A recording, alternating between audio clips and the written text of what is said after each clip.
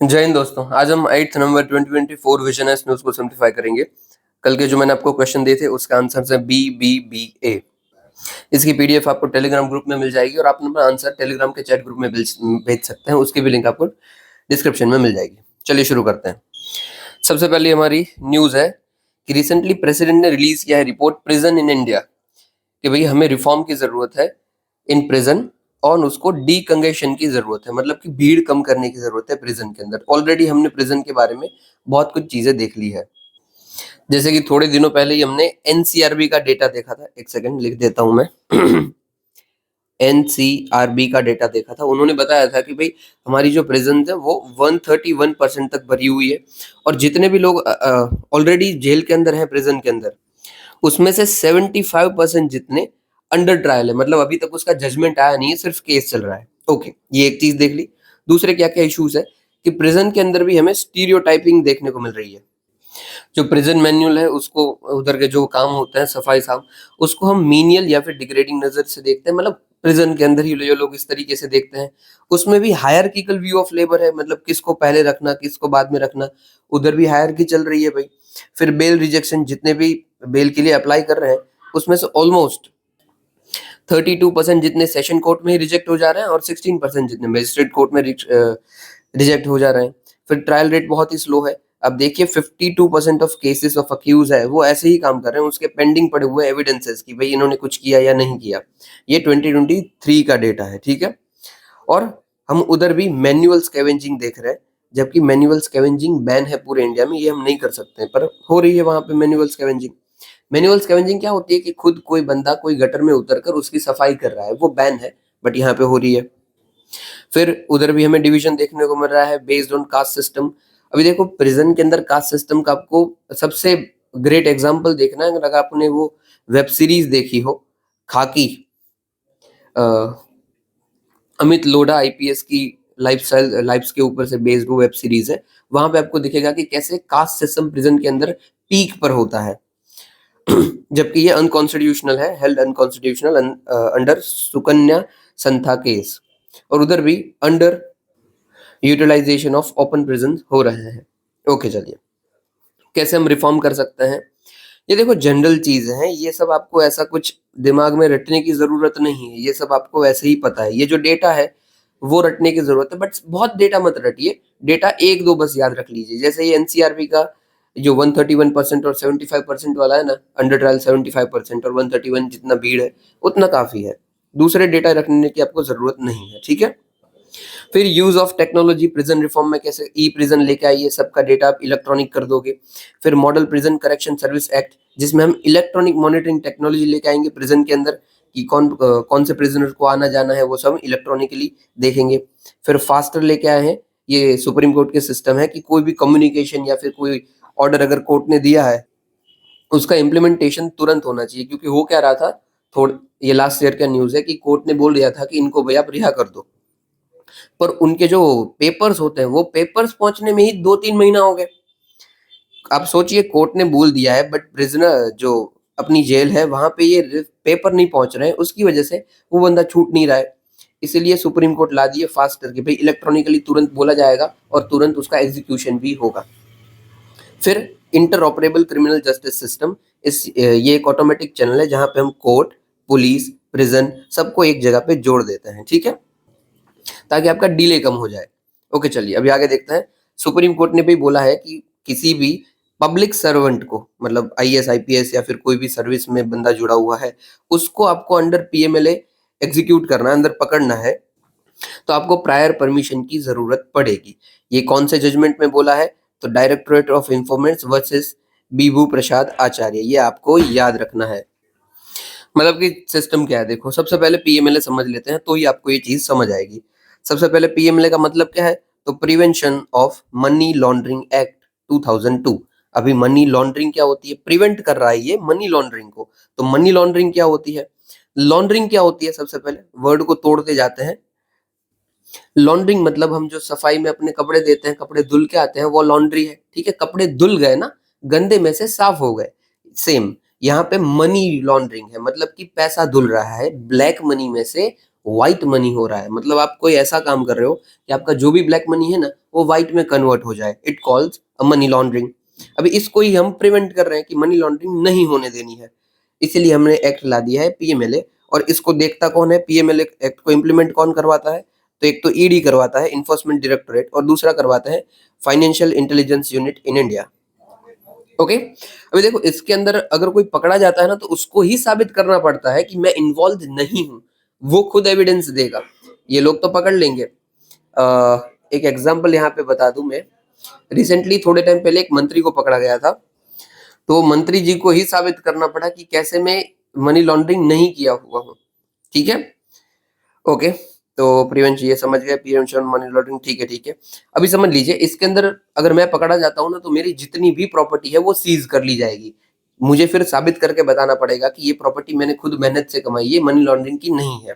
ठीक है, तो इसी के अंदर बोला है कि कोई भी सिविल सर्वेंट को अगर आप पीएमएलए के अंदर पकड़ रहे हो और आप उसकी प्रॉपर्टी सीज कर दे रहे हो, ऐसा कुछ है, इन सबसे पहले आपको प्रायर परमिशन लेनी पड़ेगी, जो भी कंपिटेंट अथॉरिटी होगी उसकी। ठीक है, ये क्यों हम लेके आए, ताकि सिविल सर्वेंट के ऊपर ऐसे ही कोई प्रेशर ना बना पाए। ऐसा ना हो कि सर्वेंट कोई काम कर रहा है, किसी के ऊपर कोई चार्जशीट फाइल की हुई है, बंदा केस चलाने वाला है, और उसके ऊपर से पॉलिटिकल प्रेशर आ जाए कि भाई एक काम करो, इसके ऊपर ईडी की जांच बिठा बिठा दो और इसकी प्रॉपर्टी सीज कर लो, इसके लिए इसके ऊपर प्रेशर आ जाए और खुद अपना ऊपर से कार्रवाई न करे, तो आईएएस आईपीएस फ्रीली अपना काम कर पाए। इसीलिए ये हम लेके आए कि प्रायर परमिशन होनी चाहिए, पीएमएलए का आप गैर फायदा न उठा पाओ। ओके, ये हम किसके अंतर्गत बोले हैं, तो भाई यहाँ पे है सीआरपीसी सेक्शन 197, और इसी का न्यू क्या आ गया है, अभी बीएनएसएस आ गया है, तो बीएनएसएस सेक्शन 218, इसमें से आपको कोई भी याद रहेगा चलेगा, बट याद रखिए यार 218 ही, क्योंकि ये नया है। ओके, दैट्स इट, और कुछ नहीं था। और दूसरे प्रोटेक्शन ऑफ सिविल सर्वेंट में क्या दिया गया है, तो आर्टिकल 311 क्लॉज 1 क्लॉज 2 के अंदर दिया गया है कि सिविल सर्वेंट को कुछ कुछ प्रोटेक्शंस मिलते हैं। फिर पब्लिक सर्वेंट एक्ट 1950 के अंदर भी बोला गया है कि कोई भी इंक्वायरी सर्वेंट के ऊपर, पब्लिक सर्वेंट के ऊपर होती है तो वो फेयरली और ट्रांसपेरेंटली होनी चाहिए, और प्रिंसिपल ऑफ नेचुरल जस्टिस के अंदर होना चाहिए। ठीक है, ओके, नेक्स्ट न्यूज देखते हैं। मिनिस्ट्री ऑफ कल्चर ने रिसेंटली आसियान के साथ, आसियान क्या, साउथ ईस्ट वाली जो कंट्रीज है हमारी, उधर फर्स्ट बुद्धिस्ट समिट हमने ऑर्गेनाइज किया था, इसलिए न्यूज में है। ठीक है, इसके अंदर भाई 32 कंट्रीज थी, 160 इंटरनेशनल पार्टिसिपेंट्स थे। हमारा मेन फोकस क्या था कि जो सारी एशियन कंट्रीज है जहाँ पे बुद्धिज्म ज्यादा प्रोमिनेंट है, उन सबको जोड़े और उनके साथ ज्यादा अपने टाइज को अच्छा बनाए। ठीक है, तो इंटरकनेक्शन अमंग बुद्ध धर्म इंडियन एशिया। ओके, यहाँ पे हमने अडॉप्ट किया है दिल्ली डिक्लेरेशन। दिल्ली डिक्लेरेशन देखो दो तीन हो गए हैं, सारे मैं बता देता हूँ। एक दिल्ली डिक्लेरेशन तो यही हो गया, बुद्धिज्म के रिलेटेड है। दूसरा दिल्ली डिक्लेरेशन है ना, वो टेररिज्म के रिलेटेड है कि नो मनी फॉर फाइनेंसिंग। फिर एक और दिल्ली डिक्लेरेशन है, वो है हमारा एआई के रिलेटेड। तो ये ध्यान देना, मिक्स मत कर देना नाम एक है बट अलग अलग काम के लिए लिए हुए हैं। इधर एआई में जो है ना वो शायद ऐसा कुछ नाम है कि रिस्पॉन्सिबल एआई फॉर ऑल, ऐसा कुछ है। ओके, इधर जो दिल्ली डिक्लेरेशन है वहां की क्या बात कर रहे हैं, तो भाई कनेक्शन को स्ट्रॉन्गर बनाए एशियन कंट्रीज के साथ। फिर प्रिजर्व और स्टडी करना है हमें पाली टेक्स्ट को और बुद्धिस्ट फिलोसॉफी को। यूथ को इन्वॉल्व करना है, बुद्ध धर्म का रेलेवेंस क्या है साइंटिफिक और मेडिकल फील्ड में वो हमें बताना है, और इम्फेसिस करना है बुद्ध की टीचिंग के ऊपर। यहाँ पे समिट में हमने ये भी रिफॉर्म किया कि रोल ऑफ बुद्ध धर्म इन guiding framework of ethical governance, compassionate action, sustainable development. ये आप कहाँ पे यूज कर सकते हो, अपने डायरेक्ट GS4 के आंसर में यूज कर सकते हो कि how Buddhism preaches ethical governance, compassionate action, ऐसा कुछ आप लिख सकते हैं, आपका आंसर अच्छा हो जाएगा। और ये मूव अपना act east policy as well as neighbourhood first policy के साथ इनलाइन है, क्योंकि इसमें भी हम सेम बात करते हैं। Role of Buddhism in Indian diplomacy, सबसे पहले तो हिस्टोरिकल लेजिटिमेसी है कि बुद्धिज्म शुरू ही इंडिया के अंदर हुआ है, फिर पूरे वर्ल्ड में फैला है। ठीक है, 97% of global Buddhist population resides in India. Okay, religious heritage sites हमारे यहाँ पे बहुत सारी है, जैसे कि बोध गया, सारनाथ, नालंदा, और नेपाल के साथ हमने इन सब के साथ बुद्धिस्ट टूरिस्ट सर्किट बना के रखी है। टूरिस्ट सर्किट क्या है कि एक जगह से दूसरी जगह ऐसे पूरा लाइन बना देना कि हाँ भाई पहले यहाँ पे घूमे, पहले यहाँ पे घूमे, पर पर्टिकुलरली बुद्धिज्म की ही प्लेस हो। हमने ऐसी आम्बेडकर सर्किट भी बना के रखी है कि जो बाबा साहेब आम्बेडकर की जो जो इम्पोर्टेंट जगहें हैं उन सबको हमने जोड़ा है टूरिज्म के लिए। फिर रेलिक डिप्लोमेसी, हमारे यहाँ पे बहुत सारे रेलिक्स पड़े हुए हैं, आपको पता ही है, ठीक है। अभी देखो, अगर हम बुद्धिज्म के मतलब सॉरी, लॉर्ड बुद्धा के रेलिक्स की बात करें ना, उसकी भी अपने आप में हिस्ट्री है। यहाँ पे ना मैंने एंड में जोड़ी हुई है, ये देखिए। ये अपने आप में एक बहुत अच्छी हिस्ट्री है, इसको आपको याद भी रखना है। हुआ क्या था कि 80 की एज में लॉर्ड बुद्धा की तो डेथ हो गई। उस कोई कहाँ पे डेथ हुई थी, तो उत्तर प्रदेश के कुशीनगर डिस्ट्रिक्ट में हुई थी। कुशीनगर के टाइम पे उस वक्त के जो रूलर थे वो थे मल्लाज, ठीक है। फिर उन्होंने एक भाई समिट बुलाई, सेरेमनी की, और बुलाया कि जो आजू बाजू के सारे राजा हैं हम सब मिलते हैं, और जो बुद्धा के रेलिक्स हैं उनको जगह जगह पे फैलाते हैं। और यहाँ पे उन लोगों ने डिसाइड किया कि हम स्तूपा बनाएंगे और उसके अंदर बुद्धा के रेलिक्स रखेंगे।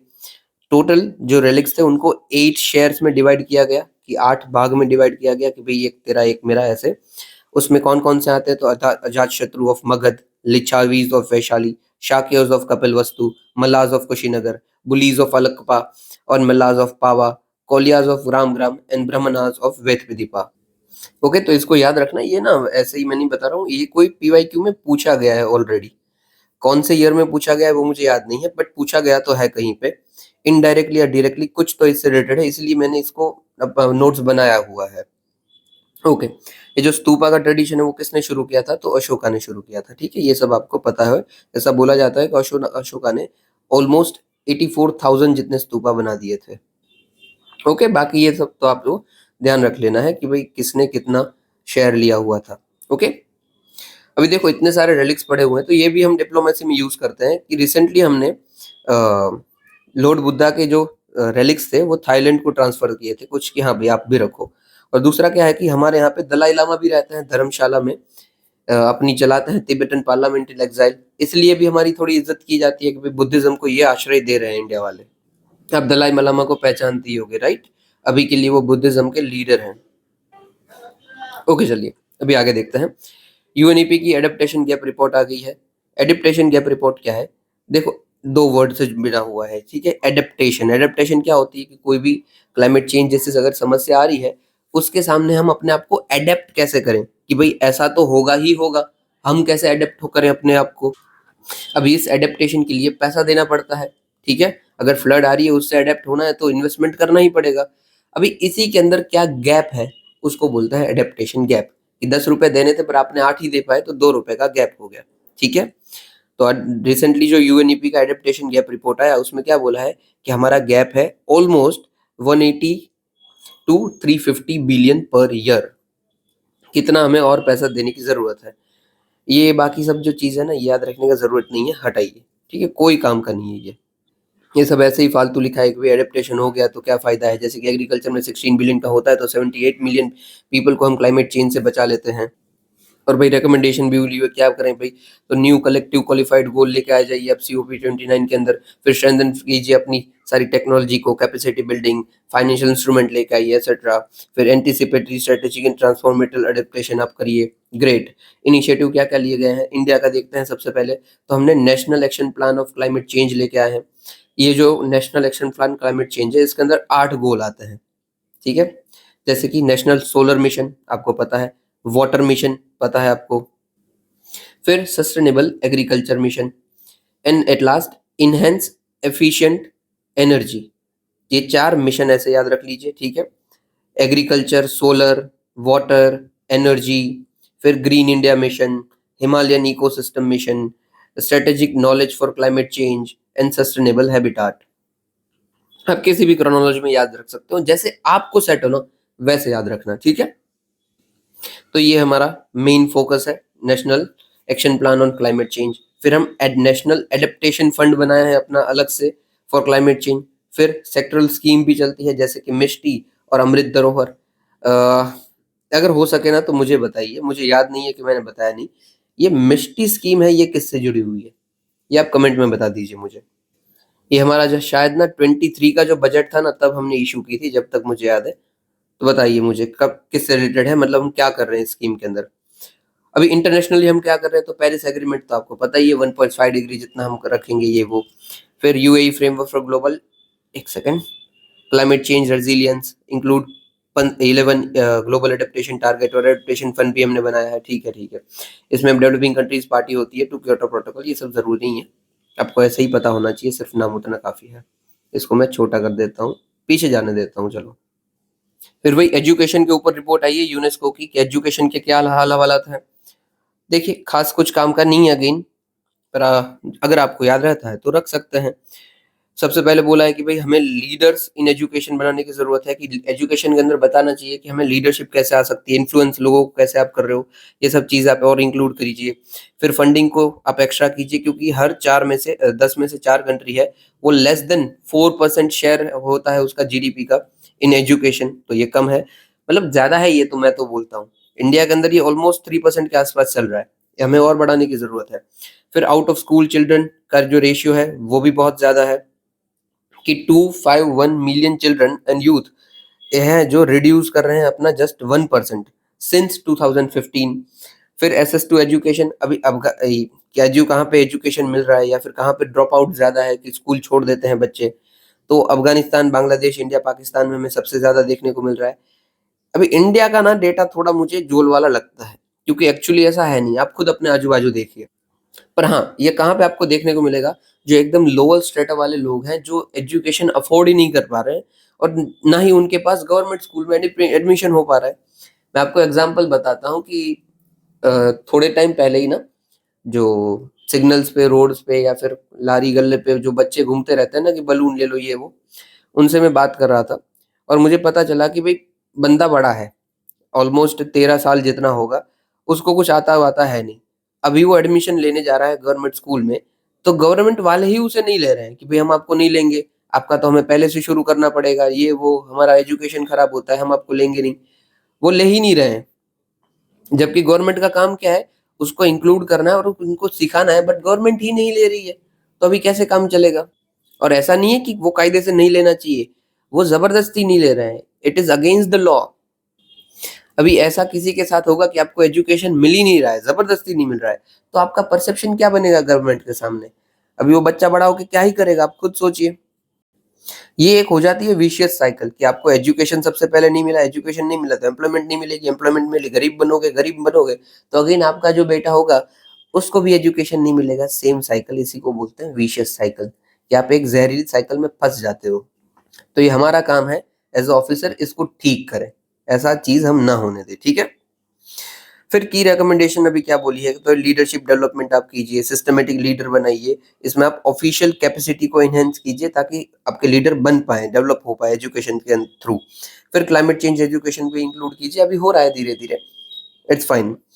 इनिशिएटिव इंडिया के क्या क्या है, तो हम नेशनल एजुकेशन पॉलिसी लेके आए हैं और निष्ठा लेके आए हैं, निष्ठा initiative for school heads and teacher holistic advancement.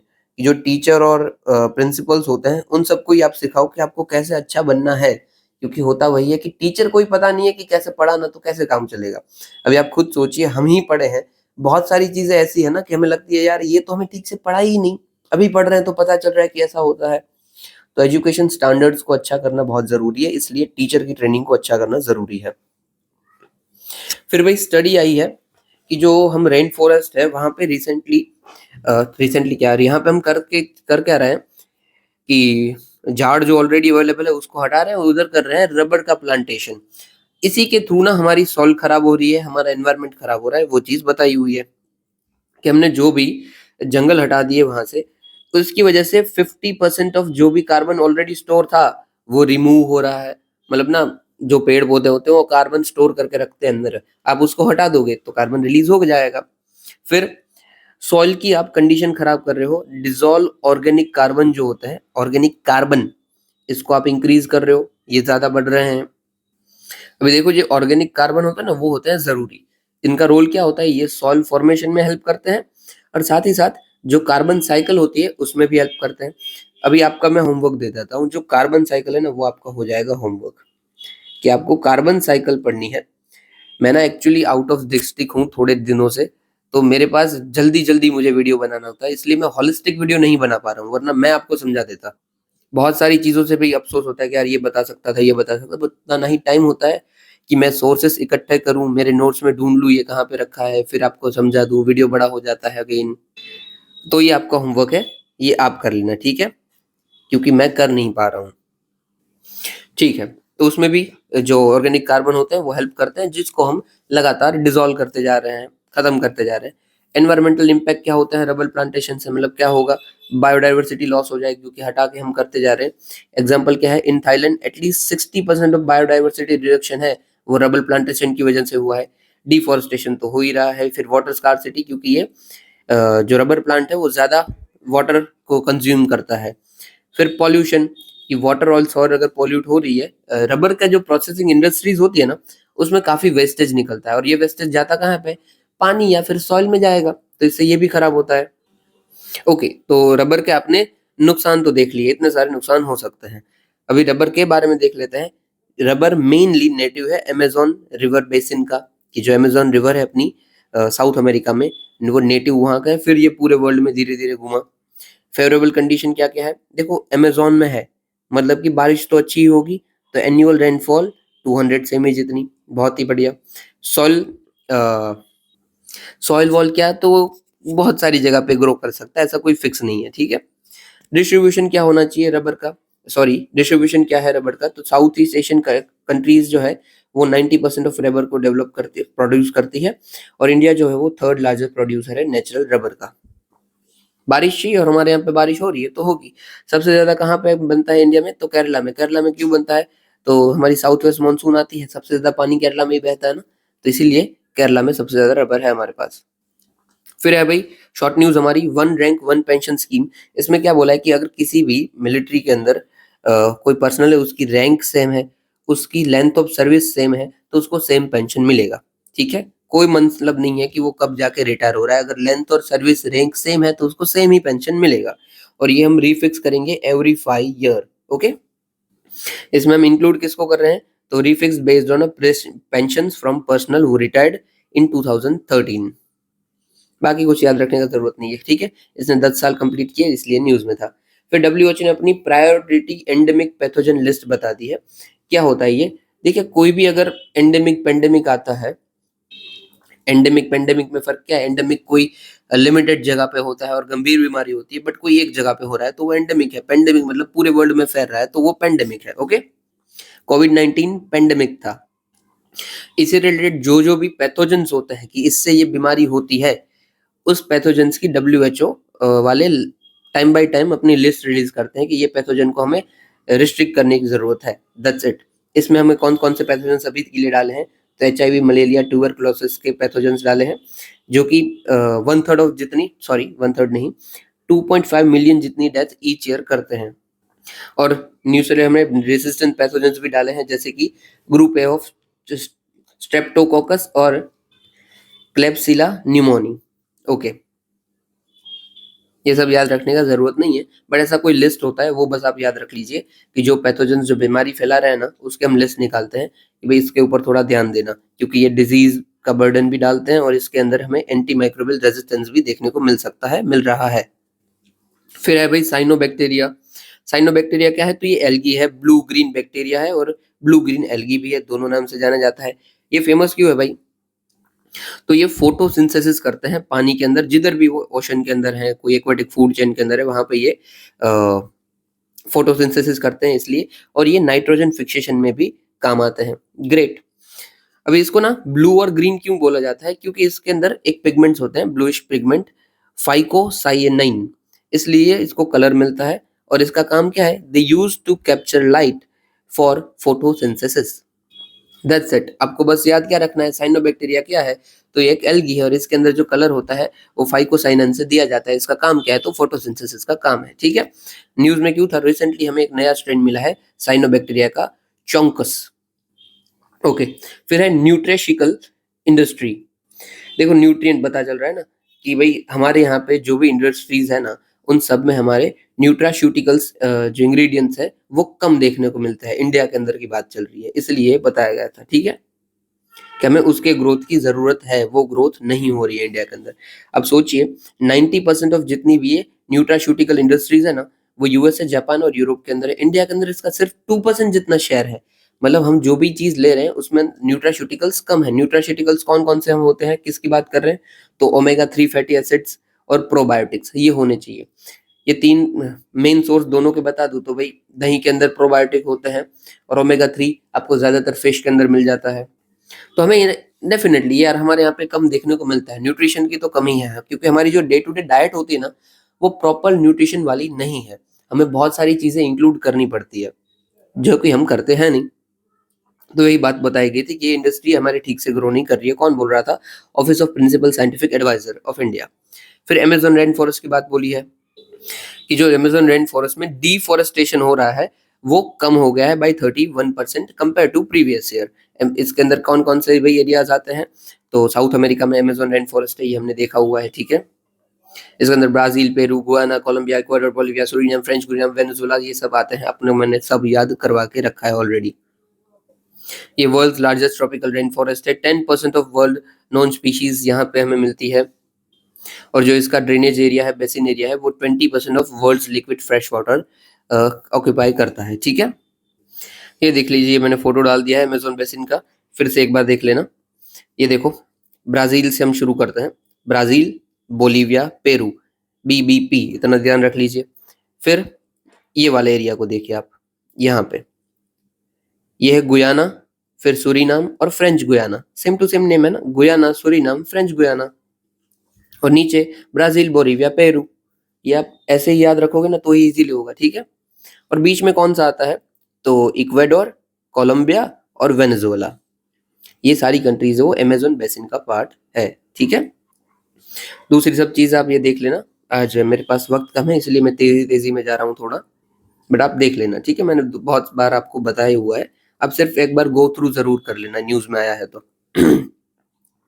Okay, Amazon भी हो गया। फिर है फोटोसिंथेसिस। अभी फोटोसिंथेसिस क्या होता है कि कोई भी स्पीशीज जो है, अपनी प्लांट स्पीशीज जो है, वो सनलाइट का, वाटर का, कार्बन का यूज करते हुए प्रोड्यूस करती है ऑक्सीजन और कैप्चर करती है कार्बन डाइऑक्साइड। उसी को हम फोटोसिंथेसिस बोलते हैं। That's it. प्लांट को क्या लगता है फोटोसिंथेसिस के लिए? CO2 और वाटर लगता है, वो एयर से कैप्चर करते हैं और फिर ऑक्सीजन उससे बना देते हैं, ठीक है। और जो CO2 होता है उसको वो ग्लूकोज में फॉर्म कर देते हैं। कौन सा जो पिगमेंट है वो उसमें यूज होता है मेनली? तो क्लोरोफिल। ओके, ये सब आपको बताइए, एकदम बेसिक है तो इसमें ज्यादा जानने का जरूरत है नहीं। फिर है सी बकथॉन। सी बकथॉन हमने 2-3 बार पढ़ा है, फिर से एक बार। Woman in Ladakh play key role in sea buckthorn cultivation. ये हमें पता है, ये आपने फोटोज भी देखे होंगे। जब जब हम लद्दाख के एग्रीकल्चर की बात करते हैं ना, हमें यही दिखता है कि वुमन टोकरी लिए कुछ कुछ काम कर रही है, तो मेन काम करते हैं। इसको GI टेक 2023 में मिला हुआ है। ये लद्दाख के अंदर कंप्लीटली ऑर्गेनिक बनता है विदाउट एनी पेस्टिसाइड। हार्वेस्ट कब होता है? तो सितंबर अक्टूबर में एवरी ईयर हार्वेस्ट होता है। प्लांट का जितना भी पार्ट होता है ना, whether it is fruit, leaf, twig, root, हर एक चीज मेडिसिन में यूज होती है, न्यूट्रिशनल सप्लीमेंट में यूज होती है, इसलिए इसको हम वंडर प्लांट भी बोलते हैं, ठीक है। या फिर Ladakh gold, golden bush, gold mine of cold desert, ये सब भी हम बोलते हैं क्योंकि कलर इसका ऐसा है, ठीक है। तो सी बकथॉन। आगे देखते हैं। फिर है PYPIM प्लेटफॉर्म।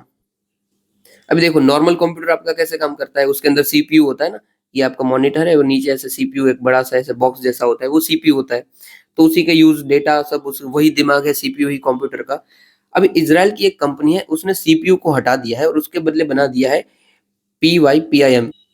इसको हम क्या प्रोनाउंस कर सकते हैं? पिम पिम प्रोनाउंस कर सकते हैं, पिम पिम। ओके फाइन, जो भी प्रोनाउंस हो सकता हो। इसमें हम इंसर्ट यूज क्या कर रहे हैं? PY stand for Python programming. Python programme, Python language होती है कंप्यूटर प्रोग्रामिंग के अंदर। जैसे हम स्कूल में HTML करते थे ना, आपने किया ही होगा HTML, उसी के जैसी एक लैंग्वेज है, वो है पाइथन। उसका नाम है पाइथन लैंग्वेज, ठीक है। दूसरी भी होती है जावा, जैसे भी एक एक लैंग्वेज होती है, बट पाइथन इधर है तो पाइथन याद रखिए। पाइथन लैंग्वेज का यूज कर रहा है। और दूसरा ये यूज कर रहा है digital processing in memory technology. जैसे कि जो भी आप एक बार काम किए ना, वो काम ये याद रख लेगा और फिर उसी को यूज करते हुए आपकी मतलब जो कंप्यूटर की स्पीड है उसको ये और बढ़ा देगा। Got it? इससे हम ना जो मेमोरी वॉल इशू है ना, उससे हट जाएंगे। CPU के अंदर क्या होता है कि बार बार हमें उसकी जो इंपोर्ट एक्सपोर्ट की स्पीड है उसको, वो तो काफी बढ़ जाती है, बट कंप्यूटर उतना तेज चल नहीं पाता है। उससे हम टैकल कर लेंगे कि भाई अब ये तेज चलेगा, क्योंकि प्रोसेसिंग इन मेमोरी टेक्नोलॉजी है कि मेमोरी में एक बार फिट हो जाएगा, फिर उसी के अकॉर्डिंग ये प्रोसेस करेगा, तो थोड़ा जल्दी हो जाएगा। देखो समझ नहीं आ रहा है तो कोई जरूरत नहीं है, बट इन शॉर्ट ये फास्ट टेक्नोलॉजी है जो हम ट्रेडिशनली यूज करते आ रहे हैं उससे, दैट्स इट। और ये किससे रिलेटेड है वो आपको याद रखना है। तो पिम पिम पूछा जाए तो आप बोलोगे ये कंप्यूटर प्रोग्रामिंग से रिलेटेड है, ठीक है। ओके, अभी क्या बाकी रहा है भाई, हाँ लास्ट है जाम्बिया। अभी देखो जाम्बिया जो है ना उससे ऊपर से 5 से 6 बार पीवाईक्यू में क्वेश्चन आ चुका है, प्रीवियस ईयर क्वेश्चन 5 से 6 है, इनडायरेक्टली डायरेक्टली, बट जाम्बिया उधर रहा है या तो ऑप्शन में या तो क्वेश्चन में। फिर जाम्बेजी रिवर ऑल्सो 1-2 बार न्यूज में रही है। ये पूरा एरिया जो है ना, ये साउथ अफ्रीका वाला एरिया, अफ्रीकन कॉन्टिनेंट वाला एरिया, इससे ऊपर से हर साल एक आध क्वेश्चन आता ही आता है। तो इसको हमेशा हॉलिस्टिकली करना है। अभी के लिए देख लेते हैं जाम्बिया के अंदर, तो ये लैंडलॉक कंट्री है, यस। इसकी कोई भी ओपनिंग सी के साथ कनेक्टेड नहीं है, तो ये लैंडलॉक है, ठीक है। ये घिरी हुई है सारी दूसरी कंट्रीज के साथ। कोई भी कंट्री कब लैंडलॉक होती है कि कोई भी उसकी बॉर्डर पानी से न लग रही हो, तो वो लैंडलॉक है, मतलब ओशन से। फिर इसके अंदर जाम्बेजी रिवर मेन है, किस किस के अंदर फॉर्म होती है, तो नाम्बिया, बोत्सवाना और जिम्बाब्वे। यहाँ पे देख लीजिए, ये जो जाम्बेजी रिवर है ना वो कुछ ऐसे निकलती है, ऐसे कुछ निकलती है और फिर इंडियन ओशन में मिल जाती है, ठीक है। और इसी के ऊपर ना मेजर एक रिवर बनती है, रिवर क्या यार, लेक बनती है, लेक करीबा। यहाँ पे बॉर्डर के एरियाज में बनेगी लेक करीबा, करीबा। ओके, और आगे हम देखें तो यहाँ पे क्या बोला है, which drains into Indian Ocean and Kafue river, ठीक है। फिर लेक तंगियानिका, ये भी हमने बहुत बार देखा हुआ है। मेजर फॉल्स कौन से, तो Victoria falls on Zambezi river. ये भी मैं फोटो ना इंक्लूड कर देता हूँ, एक ही सेकंड। ये रहा, ये फोटो देख लीजिए, ठीक है। ये रहा देखो लेक करीबा, हमारा पेन बदलना दो, ये रहा लेक करीबा। फिर ये तंगियानिका, और यहाँ पे जो अपनी बह रही है ये जाम्बेजी रिवर ऐसे बहती है, ठीक है। So that's it for this video. उम्मीद करता हूँ आपको अच्छा लगा होगा। मैंने कोशिश किया ये जल्दी खत्म कर दिया, ऊपर से मैं थोड़ा काम में भी था, अभी के लिए बाहर है तो लगातार काम रहता है, बट ठीक है, that's fine. I will definitely make video, उसमें मैं स्किप नहीं करूंगा डेफिनेटली। और आपको कुछ समझ नहीं आता है ना तो प्लीज मुझे टेलीग्राम ग्रुप पे बता दीजिए, क्योंकि उधर मैं थोड़ा तुरंत रिप्लाई कर सकता हूँ आपका, भले आंसर चेक अभी ना कर पाऊँ मैं, बट उधर रिप्लाई मैं कर सकता हूँ इजीली। ठीक है, इतना सुनने के लिए आपका शुक्रिया। जय हिंद।